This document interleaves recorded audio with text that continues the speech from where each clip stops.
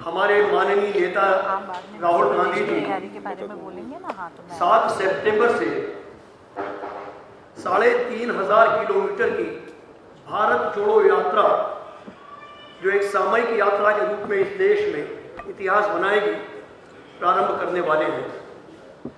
Akhil Bharatiya Congress committee ने उस यात्रा के लिए आदरणीय डॉक्टर रागिनी जी को मीडिया प्रभारी नियुक्त किया है मध्य प्रदेश के संदर्भों में, और उस यात्रा के प्रभारी माननीय पीसी शर्मा साहब हैं।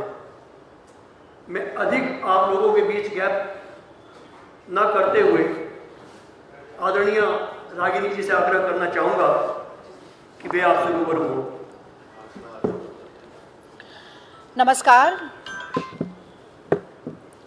नमस्कार। आज की प्रेस वार्ता में मैं पधारे हुए सभी प्रेस के साथियों का, मीडिया कर्मियों का, बंधुओं का स्वागत करती हूँ, अभिनंदन करती हूँ, इस्तकबाल करती हूँ। आज की प्रेस वार्ता का मुख्य मुद्दा भारत जोड़ो यात्रा है, लेकिन मूल मुद्दे पर आने से पहले मैं ये ज़रूर कहना चाहूँगी कि कमर तोड़ महंगाई और रिकॉर्ड तोड़ बेरोजगारी को नियंत्रित करने में मोदी सरकार पूरी तरह से असफल रही है, पूरी तरह से नाकामयाब रही है। और मोदी सरकार की इसी विफलता को लगातार उजागर करने का काम, इसके खिलाफ आवाज बुलंद करने का काम, सड़क से लेकर संसद तक जनता के हक और हुकूक की आवाज को उठाने का काम आदरणीय राहुल गांधी जी के नेतृत्व में कांग्रेस पार्टी लगातार कर रही है। और इसी संदर्भ में, जैसा कि आप लोग जानते हैं कि बीते हुए कल यानी कि 4 सितंबर 2022 के दिन दिल्ली में रामलीला मैदान में महंगाई पर हल्ला बोल रैली का आयोजन हुआ, जिसमें न सिर्फ कांग्रेस के हजारों लाखों संघर्ष के साथियों ने, बल्कि देश के हर एक कोने, हर एक प्रांत, हर एक गांव, हर एक जिले से आए नागरिकों ने, जो कि देश में बढ़ती हुई महंगाई, आसमान छूती हुई बेरोजगारी और गरीबी के कारण परेशान हैं, त्राहिमाम कर रहे हैं, इस रैली में भाग लिया, हिस्सा लिया। और जनता की रोजमर्रा की जरूरत, रोजमर्रा के मुद्दों से जुड़ी हुए सवालों को पूछने की ये जो एक श्रृंखला चल रही है, उसी की अगली कड़ी, बहुत ही महत्वपूर्ण और मैं कहूंगी सबसे मजबूत कड़ी भारत जोड़ो यात्रा है। और डंके की चोट पर मैं ये बात कहकर भारत जोड़ो यात्रा के संदर्भ में जानकारी देना शुरू करूंगी कि आज देश में भारतीय जनता पार्टी और संघ अंग्रेजों की डिवाइड एंड रूल यानी कि तोड़ो और राज करो की नीति का न सिर्फ प्रचार और प्रसार कर रहे हैं, बल्कि नफरत, वैमनस्य और विभाजन को बढ़ावा देने के लिए, भाई भाई को आपस में लड़ाने के लिए तोड़ो और राज करो की नीति का प्रयोग पुरजोर तरीके से किया जा रहा है। और मैं समझती हूं कि अगर आज इस देश में असल में कोई टुकड़े टुकड़े गैंग है जो भारत की सामाजिक समरसता का, भारत के संवैधानिक मानकों का, भारत के लोकतांत्रिक मूल्यों का, भारत के संघीय ढांचे का, भारत के सर्वधर्म समभाव का खंडन करने की साजिश रच रहा है, टुकड़े टुकड़े करने का काम कर रहा है, तो वो भाजपा और संघ गिरोह है। इसीलिए देश में अगर कोई टुकड़े टुकड़े गैंग है तो वो भाजपा और संघ है, और उनकी इसी नफरत भरी, वैमनस्यकारी, विभाजनकारी राजनीति के खिलाफ जो आह्वान है वो भारत जोड़ो यात्रा का मूल मंत्र है। भारत जोड़ो यात्रा क्यों महत्वपूर्ण है ये भी मैं आज की प्रेस वार्ता में बताना चाहती हूं। आज राहुल जी ने एक बहुत ही अच्छा ट्वीट किया और बड़ी खूबसूरत 2 पंक्तियां उन्होंने लिखी, जो मैं पढ़कर आपको जरूर बताना चाहती हूं कि लाखों रंग समेटे इंद्रधनुष का वेश है, लाखों रंग समेटे इंद्रधनुष का वेश है, कन्याकुमारी से कश्मीर तक जुड़ रहा मेरा देश है। तो देखिए, सब्ज बाग बहुत दिखाए गए थे। मोदी जी ने 2014 से जनता की आंखों में खूब धूल झोंकी, और यूं तो जरूरत नहीं है, हर किसी को मालूम है, क्योंकि सपने सजोए थे अच्छे दिन के, 5 ट्रिलियन की इकोनॉमी के, सबका साथ सबका विकास, 15 लाख हर अकाउंट में, 2 करोड़ नौकरियां हर साल, हर बड़े शहर को स्मार्ट सिटी, किसानों की आय को दुगना, हर किसी के लिए मकान, बुलेट ट्रेन, और इतनी लंबी फहरिस्त है कि पूरी प्रेस वार्ता उसमें निकल सकती है। पर वो कहते हैं ना, खोदा पहाड़ निकली चुईया। तो कहा तो तय था चरागा हर एक घर के लिए, और कहा चराग मयस्सर नहीं शहर के लिए। तो सपने इतने ऊंचे, हुआ बिल्कुल उसका उलट। तो ये उलटबासी क्या है कि आज देश में 3 तरह की सबसे बड़ी असमानता है जो कि देश को विभाजित करने, देश के टुकड़े करने के लिए प्रयासरत है। पहली असमानता है आर्थिक असमानता, यानी गरीब और अमीर के बीच की खाई बढ़ती ही जा रही है। आज आर्थिक रूप से भारत 2 टुकड़ों में है, एक अमीरों का भारत है, एक गरीबों का भारत है। और मोदी जी की जुमलानॉमिक्स लगातार अमीरों के भारत को सुदृढ़ कर रही है और गरीबों को लगातार हाशिए पर धकेलने का काम हो रहा है। मैं कुछ उदाहरण आपको देना चाहती हूं। कॉर्पोरेट टैक्स में मोदी सरकार 1.5 लाख करोड़ की कटौती करती है, कॉर्पोरेट टैक्स में 1.5 लाख करोड़ की कटौती, और आम जनता से 2.5 लाख करोड़ रुपया केवल फ्यूल टैक्स में वसूला जाता है। यानी कॉर्पोरेट जगत के लिए टैक्स में तक कटौती होगी और आम जनता 7.5 लाख करोड़ का टैक्स देगी। उद्योगपति घरानों की संपत्ति 1 साल में 30 लाख करोड़ रुपया बढ़ जाती है, 30 लाख करोड़। और CMIE की रिपोर्ट कहती है कि 84% भारतीय घरों की आय कम हो गई है। एक तरफ 30 लाख करोड़ की आय बढ़ रही है साल में, और 84% और भारतीयों की आय कम होती जा रही। लाखों करोड़ का लोन उद्योगपतियों का माफ हो जाता है, NPA हो जाता है। मोदी जी के नाक के नीचे से छोटे मोदी और तमाम ऐसे लोग पैसा चुरा के बैंक से भाग जाते हैं, और जनता पर लगातार GST थोपने का काम होता जाता है। यानी कि दूध पर, दही पर, पनीर पर, छाछ पर, रोज के खाने पीने वाली चीजों पर GST लगा दिया जाता है। और उसकी भी विडंबना देखिए कि आम आदमी पैदा होगा अगर तो 5% GST देगा अस्पताल में, और बीमार होकर मरेगा तो भी 5% का GST देगा अस्पताल में। यानी कि जीने से लेकर मरने तक टैक्स देता रहेगा, और हीरे के व्यापारियों पर 1.5% टैक्स लगेगा। यानी कि पैदा होने के लिए, मरने के लिए भी 5% टैक्स दीजिए, और यहां पर हीरो का व्यापार करने के लिए केवल 1.5% का टैक्स देने की आपको जरूरत है। कुछ चुनिंदा घराने हैं हमारे यहाँ उद्योगपतियों के, बिजनेसमैन, इंडस्ट्रियलिस्ट के, और कुछ लोग जो कि दुनिया में सबसे अमीर होने का दम भर रहे हैं। अच्छी बात है, सबसे अमीर हो रहे हैं। और वहीं ग्लोबल हंगर इंडेक्स में भारत 101वें नंबर पर पहुंच रहा है। यानी एक तरफ सबसे अमीर व्यक्ति, और वो सबसे अमीर व्यक्ति सबसे बड़ा टैक्स पेयर नहीं है देश का, ये भी बताना चाहूंगी। एक तरफ सबसे अमीर व्यक्ति और दूसरी तरफ भारत भूखमरी में विश्वगुरु बनने जा रहा है। तो इस आर्थिक विभाजन की खाई को पाटने का काम ये भारत जोड़ो यात्रा करना चाहती है। बहुत जरूरी है कि ये असमानता जो देश में है इसे कम किया जाए।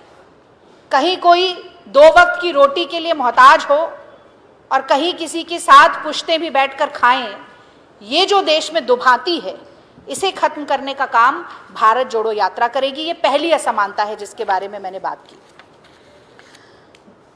अब मैं दूसरी असमानता के बारे में भी बात करना चाहती हूं, जो है सामाजिक, यानी कि सामाजिक समरसता तार तार आज देश में है। सामाजिक और सांप्रदायिक तनाव है, धार्मिक उन्माद उफान पर है। ये बहते पानी की तरह साफ बात है और प्रत्यक्ष को प्रमाण की जरूरत नहीं, फिर भी मेरे पास तथ्य हैं।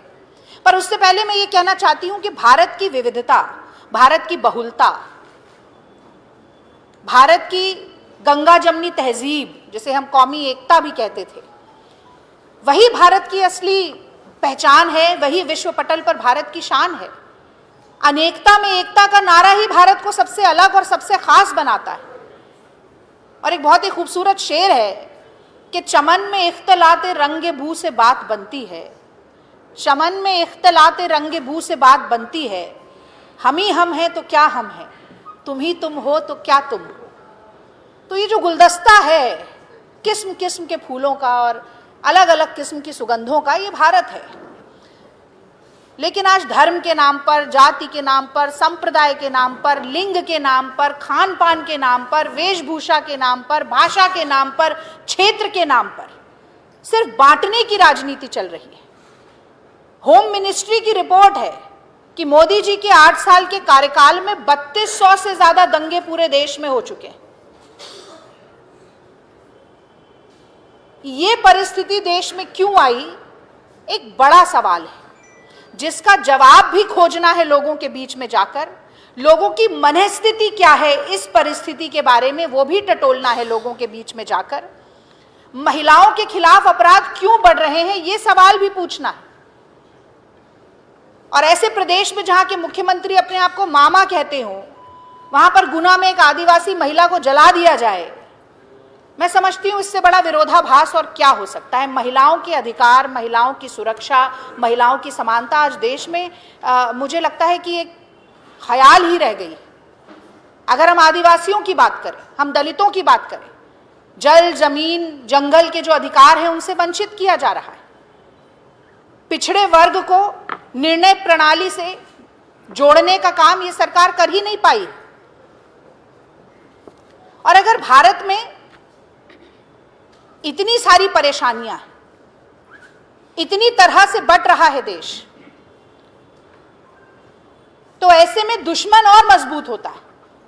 अभी कुछ दिन पहले की अखबारों में रिपोर्ट आई कि चीन ने, जो पहले कहते थे कि लद्दाख में करीब 1000 किलोमीटर वर्ग की जमीन पर कब्जा कर लिया है, अब सूचना मिल रही है कि वो 2000 वर्ग किलोमीटर की जमीन हो गई।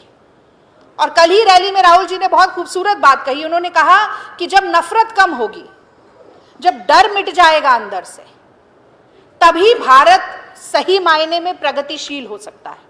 एक डरा हुआ देश, एक बटा हुआ देश, एक नफरत से विभाजित देश कभी भी मजबूती के साथ खड़ा नहीं हो सकता। तो ये जो समाज में तनाव है, समाज में बंटवारा है, सामाजिक रूप से, सांप्रदायिक रूप से देश जो बट रहा है, उसे जोड़ने का प्रयास भारत जोड़ो यात्रा करेगी। और तीसरा, और मैं समझती हूं बहुत ही महत्वपूर्ण विषय, आज राजनीतिक दुभाती का भी है। संघीय ढांचे पर जो प्रहार हो रहा है, हमारे यहां क्या कहा जाता है कि मुखिया मुख सो चाहिए खान पान सब एक, पाले पोसे सकल अंग तुलसी सहित विवेक। मुखिया ऐसा मुंह से आप खाएंगे तो मुंह ये तो नहीं करता है कि एक हाथ को मजबूत बना दिया, एक हाथ कमजोर है, कि भैया मुझे तो दाहिना हाथ पसंद है, ये मेरा है, बायां हाथ मेरा नहीं है। पर मोदी जी की तो मैं समझती हूँ ये खासियत है कि देश को इस तरीके से विभाजित करना। आज संवैधानिक अधिकार कुचले जा रहे हैं। संसद में मोदी जी चाहते हैं कि गांधी मूर्ति के नीचे खड़े होकर विरोध प्रदर्शन न किया जाए। संसद के भीतर हर वो शब्द जो मोदी जी से सवाल पूछने के लिए इस्तेमाल किया जाता है, उसे असंसदीय घोषित कर दिया जाए, अनपार्लियामेंट्री। मोदी जी चाहते हैं कि विरोध और विसम्मति के हर स्वर को हलक में ही दबा दिया जाए। हर सवाल पूछने वाला देशद्रोही है, हर उंगली उठाने वाला पाकिस्तानी है, उन्हें कटघरे में खड़ा करने वाला हर आदमी चाइना का एजेंट है। तो भैया लाल आंखें तो चाइना को आप दिखाना चाहते थे, आज टमाटर इतने महंगे हैं कि वो हमें लाल आंखें दिखा रहे हैं। तो ये इस तरीके का जो आज देश में माहौल बनाया गया है, मीडिया, हमारे मीडिया के साथी बैठे हैं, मीडिया पर लगातार दबाव बनता है कि जो रोज की समस्याओं से जुड़े मुद्दे हैं उन पर चर्चा ना हो, चर्चा हो उन्मादी मुद्दों पर, भावनात्मक मुद्दों पर। असली समस्याएं जो जड़ मूल है, जो लोगों के दैनंदिन जीवन को प्रभावित करता है, उस पर बातचीत आज नहीं हो रही है देश में। और साम दाम दंड भेद येन केन प्रकारेण धन बल चुनी हुई सरकारों को गिराने के लिए जिस तादाद में इस्तेमाल किया जा रहा है, वो भी मुझे लगता है अद्वितीय है।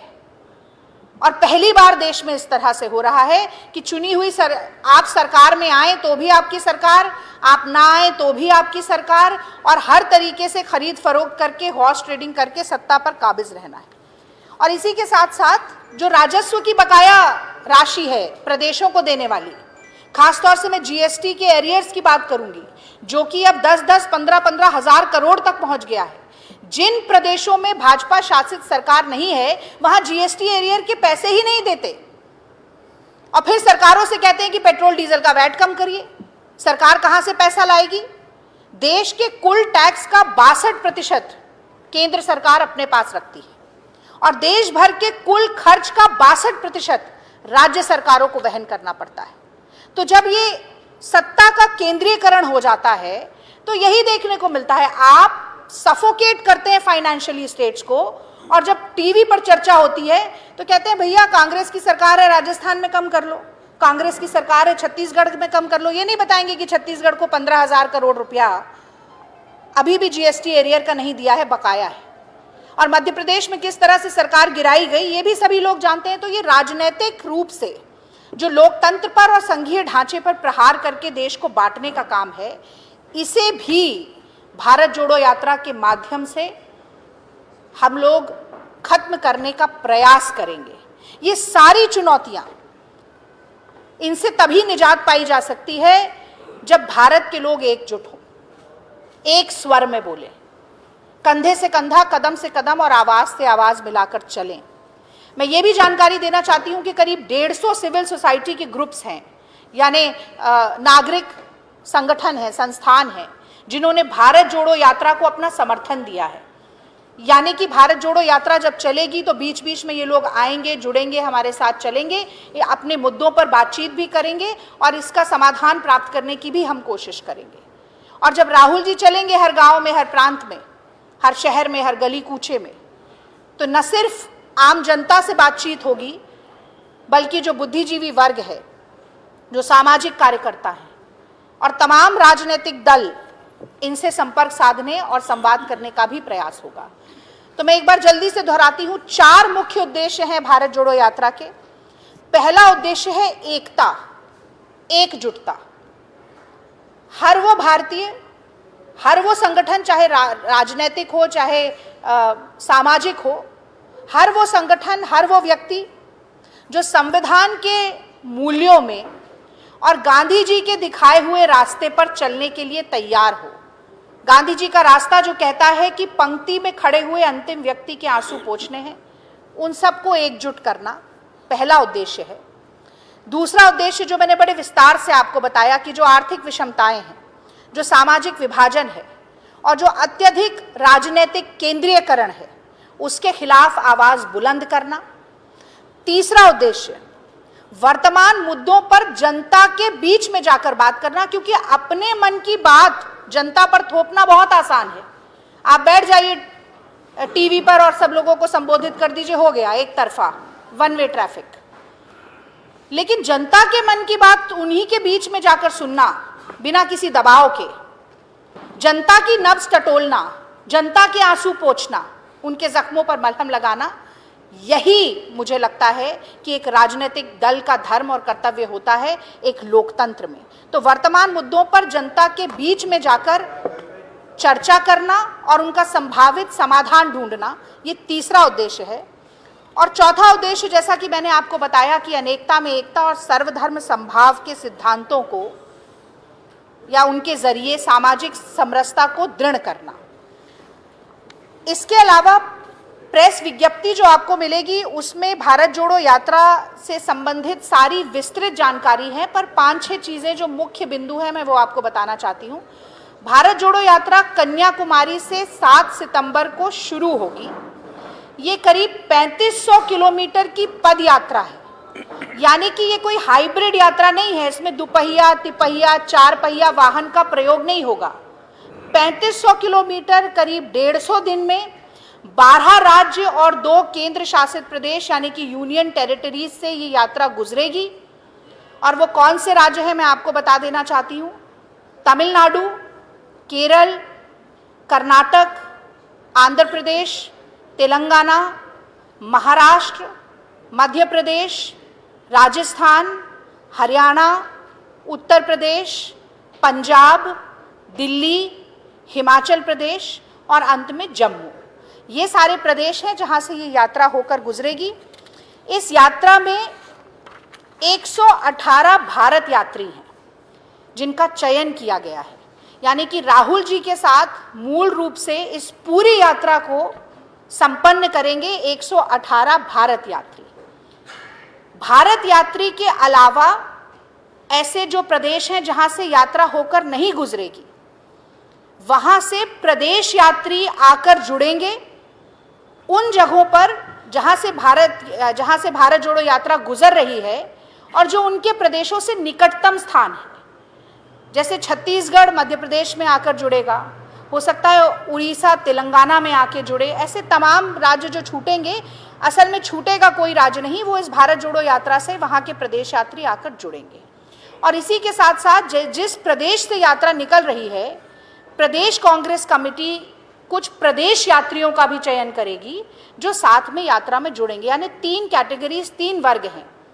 भारत यात्री 118 जो पूरी यात्रा में चलेंगे, करीब 100 प्रदेश यात्री जो प्रदेश कांग्रेस कमेटी की तरफ से चलेंगे, और 100 होंगे हमारे अतिथि यात्री जो कि दूसरे प्रदेश के हैं जहां से यात्रा नहीं आ रही है और वो मुख्य यात्रा से जुड़ेंगे। तो मूल रूप से हर समय करीब 300 यात्री इस यात्रा में रहेंगे।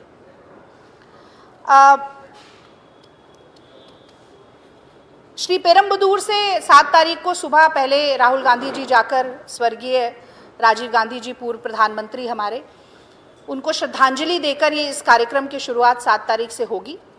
3-4 बजे के आसपास 3 स्मारक हैं जहां पर राहुल गांधी जी जाएंगे। तिरुवल्लुवर स्मारक, विवेकानंद स्मारक और कामराज स्मारक। 4 बजे के बाद महात्मा गांधी मंडपम पर एक सर्वधर्म प्रार्थना का आयोजन होगा। सर्वधर्म प्रार्थना के पश्चात तिरंगे का हस्तांतरण होगा। जो मुख्यमंत्री हैं तमिलनाडु के, वो तिरंगा झंडा राहुल गांधी जी को सौंपेंगे और यही तिरंगा झंडा हमारी मूल पहचान होगी पूरे यात्रा में, और तिरंगे झंडे का परचम हम लहराते हुए इस यात्रा को ले जाएंगे। फिर एक छोटा सा मार्च होगा गांधी मंडपम से, जो एक पब्लिक रैली है वहां तक के लिए। करीब 5 से 6:30 बजे के बीच में एक जनसभा का, पब्लिक रैली का आयोजन होगा और उसके बाद 7 तारीख का कार्यक्रम समाप्त होगा। अगले दिन सुबह 7 बजे से पद यात्रा आरंभ हो जाएगी।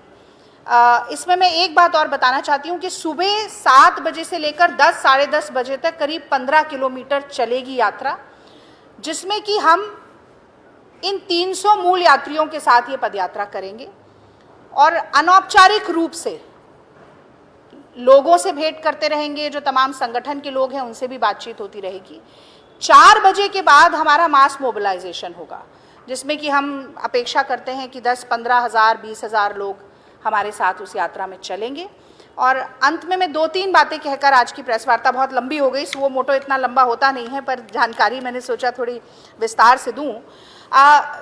एक तो www.bharatjodoyatra.in पर ये हमारी वेबसाइट है, सारी जानकारी उपलब्ध है और हर बड़ा कार्यक्रम जो होगा उससे 3 दिन पहले जानकारी इस वेबसाइट पर उपलब्ध हो जाएगी। भारत का हर वो नागरिक जो इस यात्रा के साथ जुड़ना चाहता है वो आमंत्रित है। वो इस वेबसाइट पर रजिस्ट्रेशन करा सकता है, एक टोल फ्री नंबर भी बताया जाएगा, उस पर भी रजिस्ट्रेशन करा सकता है और वो जुड़ सकता है। अगर उसके घर के बाहर से, प्रांत से, जिले से, शहर से यात्रा निकल रही है तो जुड़े।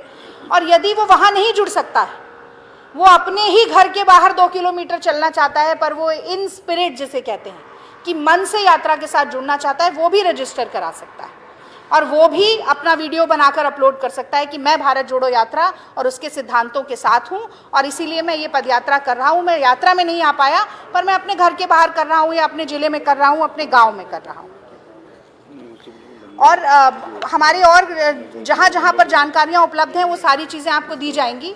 और अंत में मेरा आग्रह यही है, और मीडिया कर्मियों से भी है, कि जहाँ जहाँ सुलभ हो आपके लिए, और ख़ासतौर से मध्य प्रदेश में यात्रा 16 दिन रहेगी, तो 16 दिन न सिर्फ कवर करें बल्कि हमारे साथ चलें भी, इस यात्रा के साथ जुड़ें, एक कदम बढ़ाएं समानता के लिए, एक कदम बढ़ाएं भाईचारे के लिए, एक कदम बढ़ाएं विकास के लिए, एक कदम बढ़ाएं बेहतर स्वास्थ्य और शिक्षा की सुविधाओं के लिए, एक कदम बढ़ाएं सर्वधर्म समभाव के लिए, और एक कदम उठाएं महंगाई के खिलाफ, एक कदम उठाएं बेरोजगारी के खिलाफ, एक कदम उठाएं अन्याय, अत्याचार और शोषण के खिलाफ, एक कदम उठाएं सांप्रदायिक तनाव के खिलाफ। और जब एक एक कदम साथ में उठता है, साथ में बढ़ता है, तो देश जुड़ता है। और यही हमारा नारा है, मिले कदम जुड़े वतन। अब इसी के साथ मैं पीसी शर्मा जी से ये ज़रूर अनुरोध करूंगी कि मध्य प्रदेश से जो यह यात्रा निकलेगी, क्या तैयारी है, क्योंकि वो स्टेट कोऑर्डिनेटर हैं इस यात्रा के, तो 2 शब्द मध्य प्रदेश की यात्रा के बारे में बोलें और उसके बाद मैं आप सभी लोगों के सवाल लूंगी, इस अनुरोध के साथ कि आज के सवाल केवल भारत जोड़ो यात्रा तक सीमित रहे। राजनीति नायक जी के साथ आपका हार्दिक स्वागत है। बहुत ही विस्तृत तरीके से उन्होंने सब बात यहाँ पे बता दी है। और इसमें मैं एक चीज़ और जोड़ना चाहूँगा कि कल लाखों पूरे देश के रहवासी कांग्रेस कार्यकर्ता रामलीला मैदान पे मौजूद थे और एक सेंटेंस कहा था राहुल जी ने, और कि जिस तरह से संवैधानिक संस्थाओं पर हमला हो रहा है, चाहे वो कोर्ट्स हों, चाहे चुनाव आयोग हो, जितनी भी और है, और जिस तरह से उनका दुरुपयोग हो रहा, और ईडी 52 घंटे मुझसे पूछताछ की गई और मैं इससे डरने वाला नहीं। और साथ ही उन्होंने ये कहा कि इन सब बातों के बाद, और जैसा रानी जी बताया कि लोकसभा और राज्यसभा में जो मुद्दे थे महंगाई के और बेरोजगारी के, ये उठाने नहीं दिए गए, कोई बातचीत नहीं करनी थी। तो अब एक ही तरीका बच गया है कि जनता से खुद जाके मिलें, और इसलिए 7 तारीख को ये पद यात्रा कन्याकुमारी से कश्मीर तक 3500 किलोमीटर की होगी। और मध्य प्रदेश कांग्रेस के अध्यक्ष पूर्व मुख्यमंत्री जी ने एक बड़ी अच्छी बात कही कल अपने भाषण में कि जो भारत की संस्कृति है जोड़ो, इसको बचाना पड़ेगा। और मैं समझता हूँ ये उसको बचाने की भी और नफरत खत्म करने की पद यात्रा है। मध्य प्रदेश का जहाँ तक सवाल है, बुरहानपुर से में इसकी एंट्री 24 नवंबर होने की संभावना है, और बुरहानपुर से खंडवा, खरगोन, इंदौर, उज्जैन और आगर मालवा से होते ये राजस्थान में जाएंगी। बुरहानपुर में इसकी एंट्री होगी 24 नवंबर को। उसके बाद खंडवा का क्षेत्र पड़ेगा, उसके बाद खंडवा जिला, उसके बाद खरगोन, इंदौर, उज्जैन और वहाँ से आगर मालवा, ये उसके बाद महाराष्ट्र में एंटर हो जाएगी। ये 382 किलोमीटर की यात्रा है, 16 दिन मध्य प्रदेश में यात्रा रहेगी। और इसके लिए हमने हर जिले में एक समन्वयक बनाए हैं, जिले के बाद ब्लॉक, विधानसभा और नीचे बूथ तक इसमें समन्वयक हम बना रहे हैं। इस पूरी यात्रा में जैसा रागिनी जी बताया कि 118 यात्री वहाँ से चलेंगे कन्याकुमारी से, जो पूरी यात्रा में रहेंगे, और 100 जो है अतिथि यात्री रहेंगे, मध्य प्रदेश में भी होगा, और 100 मध्य प्रदेश के यात्री रहेंगे बुरहानपुर से। इसमें हमने इस तरह का डिवीज़न किया है कि पूरे के पूरे जो हमारे 62 जिले हैं ये कवर हो जाएं, तो 20 से 25 लोग एक एक जिले के 4-4 जिले बना के वो करेंगे, जिससे 16 दिन के अंदर हर जिले को प्रतिनिधित्व में मिल जाए। और इसके साथ एक चीज़ हमने और की है, हम सब यात्राएं निकाल रहे हैं। ये सब यात्राएं पूरे जिलों को कवर करेंगी, कुछ वरिष्ठ नेता उसके साथ चलेंगे, और रिले की तरह होगा कि एक जिले से निकले बालाघाट से तो सिवनी के बॉर्डर तक वो यात्रा जाएगी, बालाघाट की, सिवनी से जाएगी छिंदवाड़ा तक, छिंदवाड़ा से बैतूल, और उसी डिस्ट्रिक्ट के लोग विधानसभा जो जिला अध्यक्ष ये सब उसको करेंगे, और रिले की तरह संविधान के प्रति और झंडा दे के उसको आगे बढ़ाते जाएंगे। और आखिरी में जाकर वो इस यात्रा में बुरहानपुर से लेके आगर मालवा में वो कहीं न कहीं जुड़ जाएगी। तो इस तरह से पूरे के पूरे जिले और विधानसभाएं वहाँ पर ये होगा। इसके साथ एक मुख्य मुद्दा इसमें यह है कि एक AICC का पैम्फलेट महंगाई, बेरोजगारी, इन सब का है। जो मध्य प्रदेश की जो दिक्कतें लोगों की हैं वो का दूसरा एक पैम्फलेट, ये सब बूथ पे हर एक घर तक पहुंचाने का काम हमारे मंडलम सेक्टर बूथ के लोग करेंगे। ये भी इसका एक पार्ट है, जो राहुल जी की बात घर घर तक पहुंचे, ये उसका कंसेप्ट है।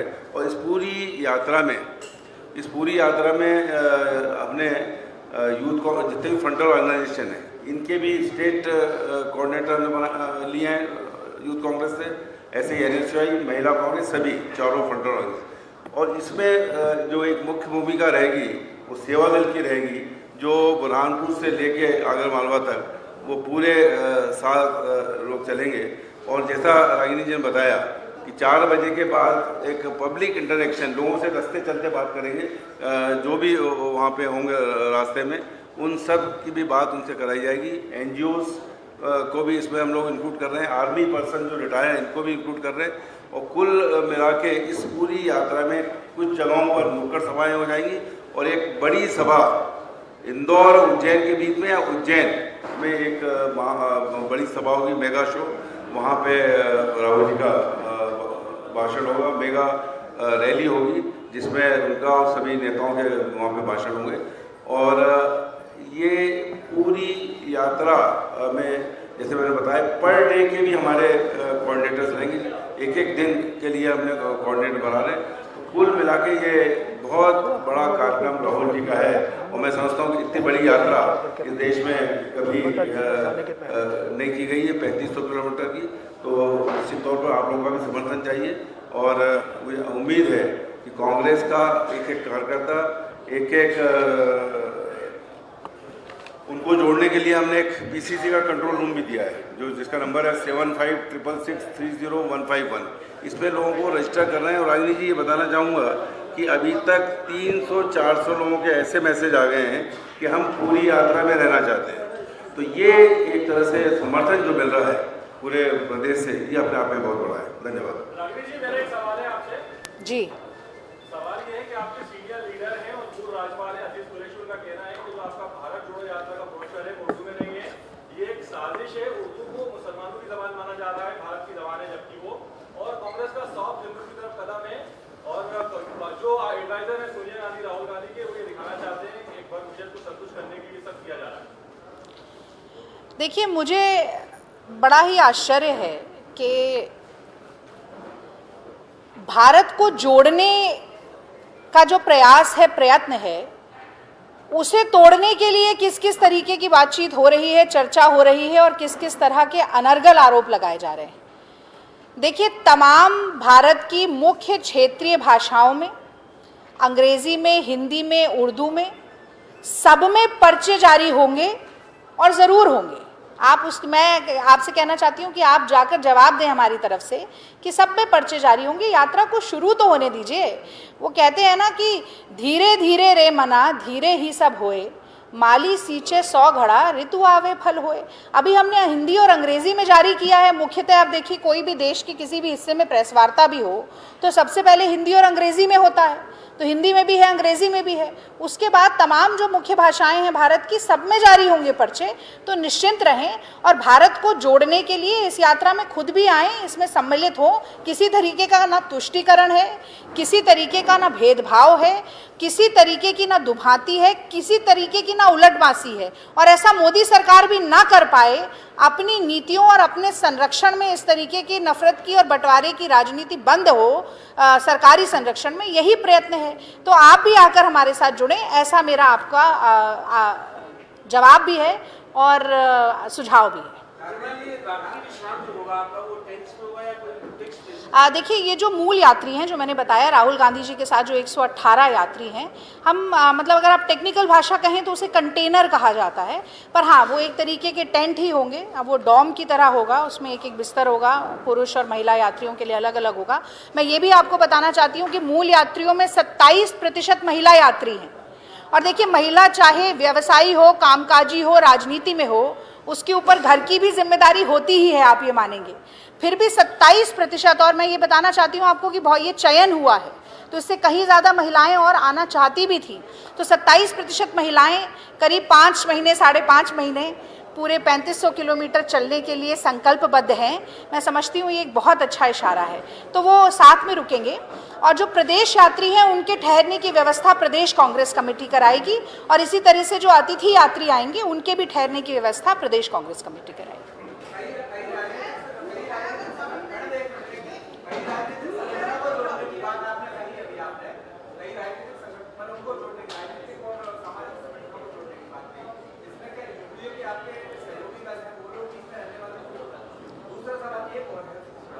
हाँ,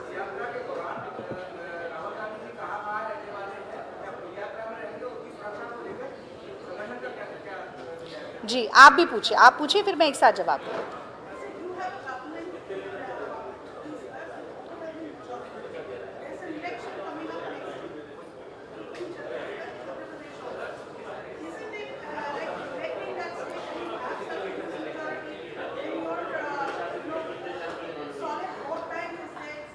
देखिए, एक महिला सवाल पूछ रही हैं, ज़रा हम थोड़े संवेदनशीलता से उनके सवाल को भी गंभीरता से सुने, फिर तभी मेरे जवाब देने का भी मज़ा आएगा। जी प्लीज़। वो दे दो ना mic. Madam, I get the crux of your question. I was anticipating this question actually, and it is a very, very valid one. So, you see, when you have to decide a route of such a massive yatra, which is going to pass through numerous states and union territories, then you have to look into various suitability factors. One of those would be the geographical locale. One of those would be the condition of the roads. Another one would be safety and security. So you're absolutely right. We were thinking on a route which would pass through Chhattisgarh, but then we would also have to pass through Bastar. There's an Naxalite situation there. There are security concerns. I'll give you another example. Our yatra is up till now up to Jammu Kashmir. We want to go inside up till Jammu. We want to go inside Kashmir, but since there is no elected government there, we would be looking at Modi ji to ensure us for safety and security. If that is not assured, then we might not be able to enter Kashmir. So there are various concerns which have to be looked into. There are various factors which have to be considered. And I'm going to tell you very frankly, and it's a very candid sort of an answer, that even till date, all the routes are not finalized. So when the yatra is going to enter Madhya Pradesh, the tentative date is 25th November. But I would say that you have to do a 2% margin of error. So 5 days before, 5 days or a week later than 25th of November might be might happen. And apart from that, I would also say that when a yatra is about to enter a Pradesh, 1 month prior to that date, we are going to give you a full map of what the actual route is going to be. So, आप ये मतलब आज जो दिया गया है उसमें बदलाव हो सकता है, परिस्थिति के हिसाब से हो सकता है। अब आपने जो भाई साहब आपने जो सवाल पूछा, मैं इसका भी जवाब जोड़ रही हूँ, वो भी बहुत महत्वपूर्ण सवाल है। आपने पूछा कि क्या राहुल गांधी जी पूरी यात्रा में चलेंगे? वो पूरी यात्रा में चलेंगे। वो 3500 किलोमीटर चलेंगे, वो 150 दिन चलेंगे, और ये 150 से 160 दिन भी हो सकता है, 170 भी हो सकता है, 180 भी हो सकता है। क्योंकि मान लीजिए हमने कहा कि मध्य प्रदेश में 16 दिन यात्रा चलेगी, लेकिन अभूतपूर्व उत्साह लोगों का हो जाए, बहुत ज़्यादा लोग मिलना चाहें, बहुत सारे संगठन मिलना चाहें, तो हो सकता है 16 की जगह 20 दिन लग जाएं, और यही परिस्थिति किसी भी प्रदेश में हो सकती है। तो आज जो कार्यक्रम दिया गया है वो संभावित कार्यक्रम है। पहले जो 3 प्रदेश हैं, यानी कि तमिलनाडु, केरल, कर्नाटक, इनके दिन निश्चित हैं, इनका रूट निश्चित है। उसके आगे का हम आपको जिस प्रदेश में यात्रा जाएगी उससे 15 दिन, 20 दिन, महीना पहले आपको पूरा जो एक फिक्स्ड ब्यौरा है वो आपको दे दिया जाएगा। दूसरी बात, क्या राहुल गांधी जी बीच में जाएंगे? बीच में हिमाचल का भी चुनाव है, गुजरात का चुनाव है, बीच में संसद का सत्र भी आएगा। तो हाँ, राहुल जी जाएंगे, 1 दिन के लिए जाएंगे, 2 दिन के लिए जाएंगे, 3 दिन के लिए जाएंगे, और वापस आकर फिर यात्रा आगे बढ़ेगी। तो वो भी मुझे लगता है पूरा विराम तो नहीं कहूँगी, अर्ध विराम बीच बीच में लग सकता है। वो कितने दिन का होगा, क्या होगा, ये परिस्थिति के हिसाब से तय होने वाला है। तो ये बड़े सारे सवाल हैं जिनका बीतते समय के साथ आपको उत्तर मिलता जाएगा।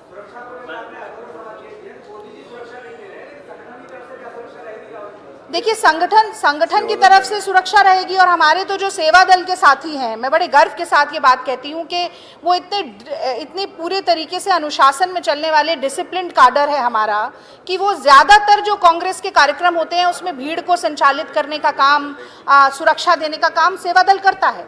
लेकिन हम जिन प्रदेशों से जा रहे हैं उनमें सिर्फ राजस्थान में हमारी सरकार है, और ऐसे में ये कहा जाए कि सरकारें सुरक्षा नहीं देंगी। पहले एसपीजी तो आप हटा ही चुके हैं, एसपीजी प्रोटेक्टी लोगों से। आज भी प्रोटेक्टेड कैटेगरी जो है देश में, मैं सिर्फ गांधी परिवार की बात नहीं कर रही हूँ, तमाम और ऐसा वर्ग है। अगर आप ये कहें कि सरकार सुरक्षा नहीं देगी, अगर केंद्र शासित प्रदेश है तो मोदी जी सुरक्षा नहीं देंगे, तो मैं फिर वही कहूंगी कि ये भी संघीय ढांचे पर प्रहार है, ये दुभाती है। और हमने देखा कि केजरीवाल ने पंजाब में जिस तरह से सुरक्षा हटाई, उसके बाद क्या परिणाम हुआ, सिद्धू मूसावाला को किस तरीके से मारा गया, राजीव गांधी जी की सुरक्षा हटाई गई। राहुल जी श्री पेरम्बदूर से ये यात्रा शुरू करेंगे, पर वो सुरक्षा हटाने के कारण क्या परिणाम निकला, ये हम अच्छी तरह से जानते हैं। और अगर मोदी जी इस जिम्मेदारी से बचना चाहते हैं या प्रदेश सरकारें बचना चाहती हैं, तो मैं समझती हूँ कि हमारे लोकतंत्र में अब इसकी और कोई गुंजाइश नहीं है। इसमें एक मिनट हेलो चालू है।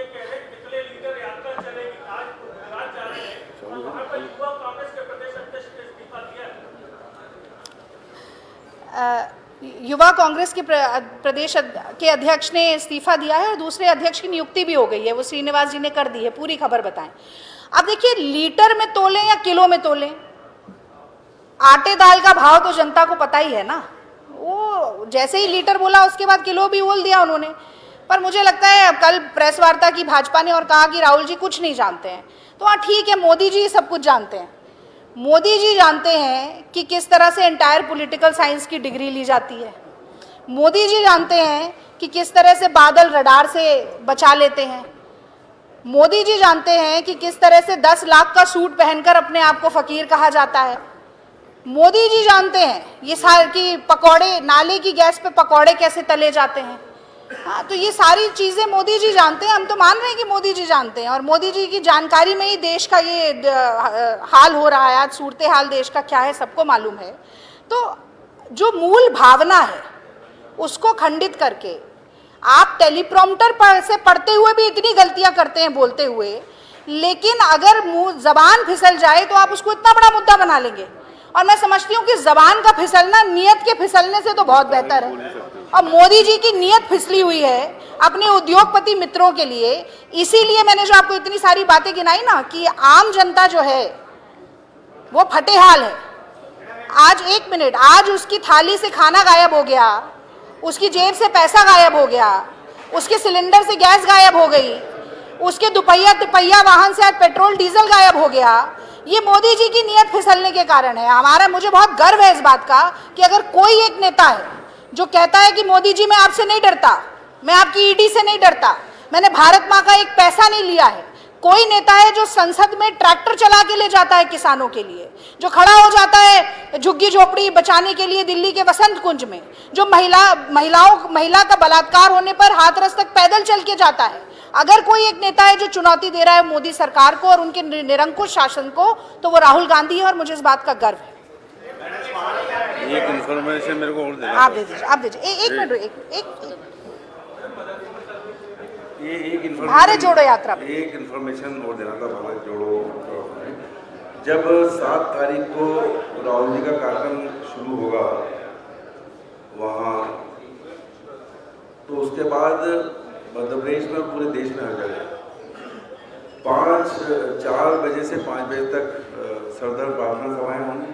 जब मध्य प्रदेश की बात करें तो जिले के अंदर, ब्लॉकों के अंदर, और उसके बाद 5 बजे जब वहाँ का कार्यक्रम प्रसारित होगा तो वो उन्हीं क्षेत्रों में वो स्क्रीन पर दिखाया जाएगा। और 8 तारीख को पदयात्राएं हर जिले और ब्लॉक में पूरे मध्य प्रदेश में होगी। इस तरह के निर्देश भी पूरे मध्य प्रदेश में दिए गए हैं। ये कार्यक्रम उनके साथ ही पैरेलल चलेगा। उसके बाद भी पद यात्राएं लगातार चलती रहेंगी जब तक उनकी यात्रा यहाँ आती है। उसके बीच में भी पद यात्राएं चलती रहेंगी।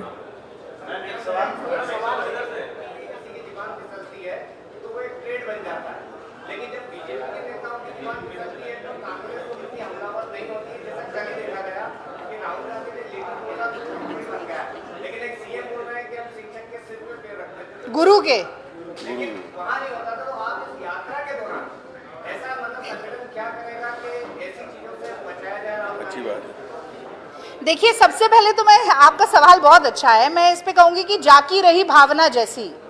अब आप मन से कैसे हैं वैसे ही दूसरे को समझते हैं। तो भाई जो नकारात्मक मुद्दों पर, बातों पर, नीतियों पर ज़्यादा ध्यान रखते हैं, वो दूसरे में भी वैसी चीज़ें ढूंढते हैं। तो भारतीय जनता पार्टी के लोगों की जब ज़बान फिसलती है और कांग्रेस के नेताओं के मुंह से अगर कोई गलत शब्द निकल जाता है तो उसमें अलग अलग तरीके का ये रुझान क्यों आता है, आप इस तरीके की बात पूछना चाहते हैं। तो देखिए, इसमें महत्वपूर्ण बात यह है कि हमने अंग्रेजी में एक कहावत सुनी है, action speak louder than words. Congress party हमेशा ये मानती है कि जो आप कर रहे हैं वो आपके कहने से ज़्यादा महत्वपूर्ण है, कथनी करनी से ज़्यादा वजन रखती है, और हम करनी के ऊपर तोल रहे हैं। मैंने आपको जितना तथ्य बताए अभी आज की प्रेस वार्ता में, वो सारे मोदी सरकार की गलत नीतियों के कारण, मोदी सरकार की जुमलानॉमिक्स के कारण हो रहा है।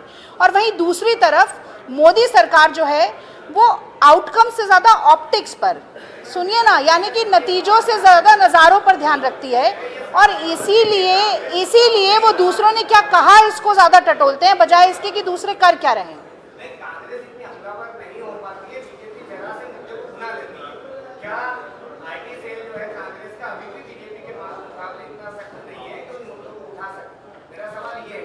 देखिए, कल से लेकर आज तक अगर आप सोशल मीडिया उठाकर देखेंगे, हाँ, अगर आप ट्विटर उठाकर देखेंगे, फेसबुक, इंस्टाग्राम, तो आपको महंगाई पर हल्ला बोल रैली और भारत जोड़ो यात्रा के अलावा ज़्यादा कुछ दिखाई नहीं देगा। हाँ, कोशिश ज़रूर उन्होंने की, लेकिन पलटवार कांग्रेस की तरफ से बहुत अच्छा हुआ। और मैं तो मध्य प्रदेश की मीडिया टीम को बहुत बधाई देना चाहती हूँ कि आपने अपने ही सवाल में जो जवाब दिया आज शिवराज सिंह चौहान के वक्तव्य को लेकर, कि उन्होंने कहा कि मैं तो अपने गुरु के सर पे पैर रखता था। आज शिक्षक दिवस है और ये गुरु के सर पे पैर रखने वाले जो मामा जी का भांडाफोड़ मध्य प्रदेश की मीडिया टीम ने किया है, मैं समझती हूँ कि वो बहुत ही अच्छा है। और जिस तरीके से मैंने मोदी जी के भी बहुत सारे ये आपको प्रकरण बताए, वैसा कल से वार पर उलटवार चल रहा है। पर फिर भी मैं कहूँगी कि भारतीय जनता पार्टी जिस तरह से नीचे स्तर पर गिरकर नकारात्मक राजनीति करती है, कांग्रेस पार्टी, नेहरू गांधी की विचारधारा पर चलने वाली कांग्रेस पार्टी उस निम्न स्तर पर जाकर राजनीति नहीं कर सकती और ना करेगी। मैम, आप लोगों के लिए तो अच्छा है, तो स्लिप ऑफ टंग की वजह से कल देश भर में महंगाई को लेकर चर्चा नहीं। My question is different actually. You know that Congress party Bharat Chhodo Yatra seems to be a kind of ambitious prospect. I am sorry, what prospect is? Ambitious. Okay. How we can digest as being the political party, one of the biggest political parties, that we don't have any political voice behind this Bharat Jodo Yatra. Isn't it some bit early, maybe planned during the election? See, all that a political party does, all the responsibility it has in a political system, I think are not just bound to the election system but also to the electorate, that is the people of the country. And that's what the constitution also says, we the people of India, right? So the first responsibility is towards the people of India, and that is why I talked about all the factors which are responsible in dividing India into various sectors, and which and this entire policy is being protected or rather sponsored by the Modi government. All right, so we are not looking into electoral gains through this particular पदयात्रा। और मैं आपको इसका एक उदाहरण भी देती हूँ, एक मिनट प्लीज जरा सुने ये बात, कि दिल्ली के कॉन्स्टिट्यूशन क्लब में 150 नागरिक संगठनों ने राहुल गांधी जी से बातचीत की और उस दौरान ये सवाल पूछा कि भारत जोड़ो यात्रा आपके लिए क्या है। तो उन्होंने कहा, देखिए, भारत में ना, भारत का जो नागरिक है, भारत का जो कि जनतंत्र की जो जनता है, वो मूल रूप से बहुत स्पिरिचुअल है, बहुत धार्मिक है, बहुत आस्थावान है। और हमारे यहाँ दो पद्धति होती हैं, एक पूजा और एक तपस्या। और मैं समझता हूँ कि भारत जोड़ो यात्रा एक राजनीतिक यात्रा नहीं है, इसे एक तपस्या के रूप में देखना चाहिए। मुझे लगता है वही आपके सवाल का जवाब है कि राजनीतिक नफे नुकसान की कसौटी पर हर काम को मत तौलिए। हो सकता है इस यात्रा का राजनीतिक फायदा कांग्रेस को मिले भी, मैं इससे इनकार नहीं कर रही हूं, लेकिन आज भारत जो विभाजित है उसको जोड़ना मुझे लगता है कि देश के लिए, लोकतंत्र के लिए, संविधान को बचाने के लिए और कहीं ना कहीं देश के आम नागरिक के अधिकारों को बचाने के लिए जरूरी है, इसलिए ये यात्रा निकाली जा रही है।